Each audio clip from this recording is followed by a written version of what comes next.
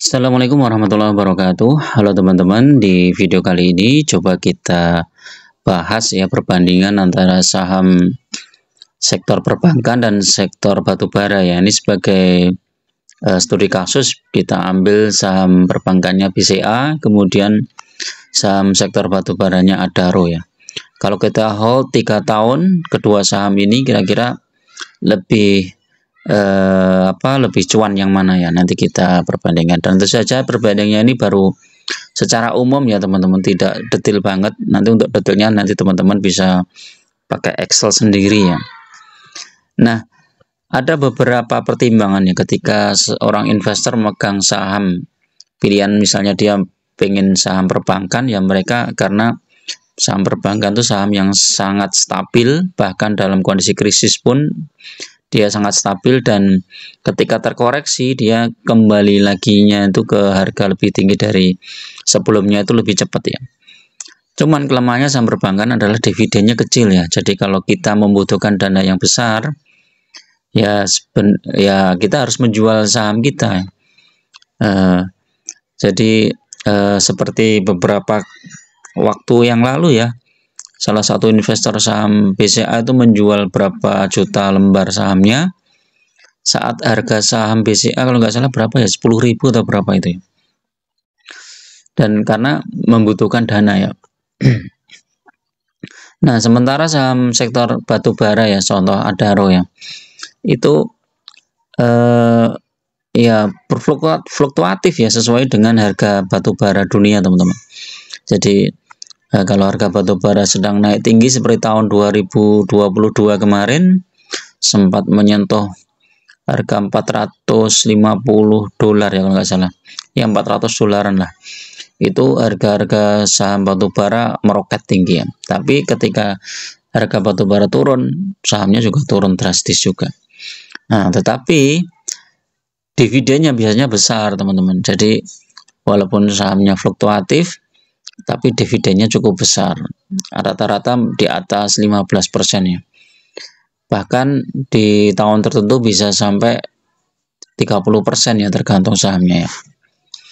Nah, ini kita bandingkan ya, coba kalau saham BCA ya, BCA ini kita hold 3 tahun ya teman-teman. 3 tahun ini dari harga berapa nih kalau nggak salah nih, coba pakai ini aja ya.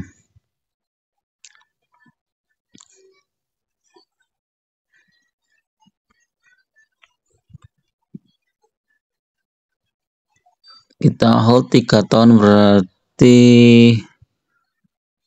coba 2020 2023 ini kita ambil bulan April ya, Mei ya, bulan Mei, coba bulan Mei ini ya,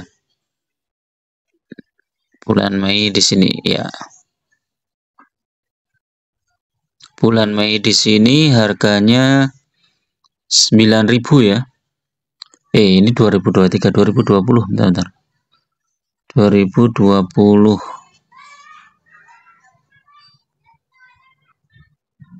Nah, Mei 2020 coba.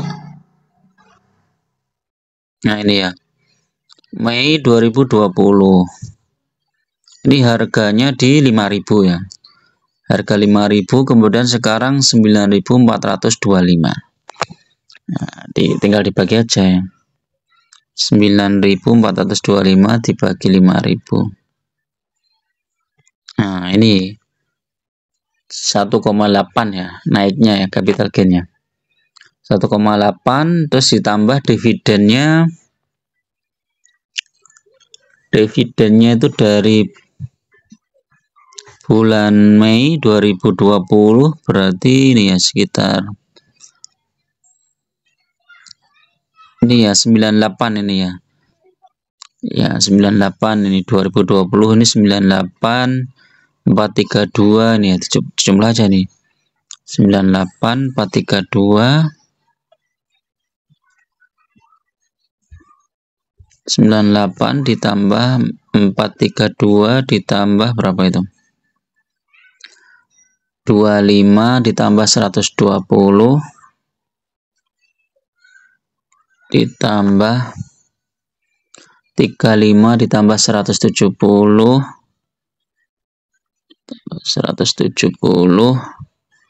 ditambah 42 ditambah 227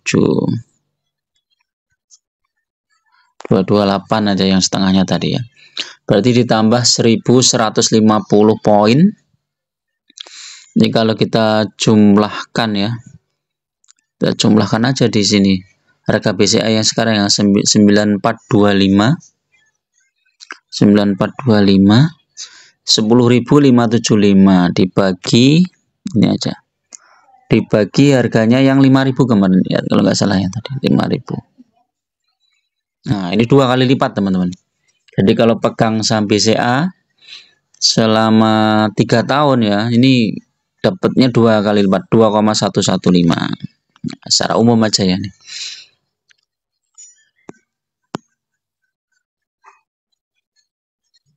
Nah, sekarang coba kita lihat saham Adaro. Adaro ya. Adaro 3 tahun ya coba. Adaro 3 tahun. Kalau kita lihat dari sisi sini aja, ini 1160 ya. 2920 dibagi 1160. Ini udah 2,5 kali lipat teman-teman. Ini belum dividen ya. Ini belum dividen loh ini ya, baru capital gain ya. Jadi 2,5. Terus ditambah dengan capital gain ya, ditambah dengan dividennya nih. 3 tahun yang lalu ya, 2020 Mei ya. Mei ini berarti ini ya. Wah sayang ini dalam bentuk dolar nih ya. Jadi masuk Mei 2020.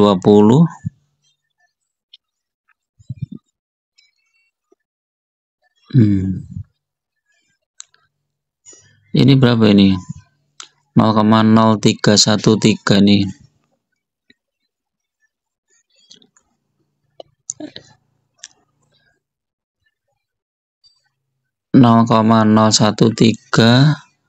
kali berapa 14.000 aja lah, anggap aja 182 yang bersama ya, 182 0,004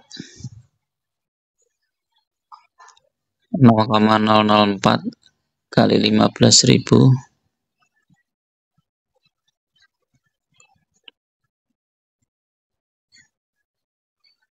bisa tuh 0,004 kali 15.000 ini 60. Terus yang sebelumnya 0,003 kali 15.000 45 tambah 60 tambah 301 tambah 160 tambah 141 tambah 160 tambah 141 tambah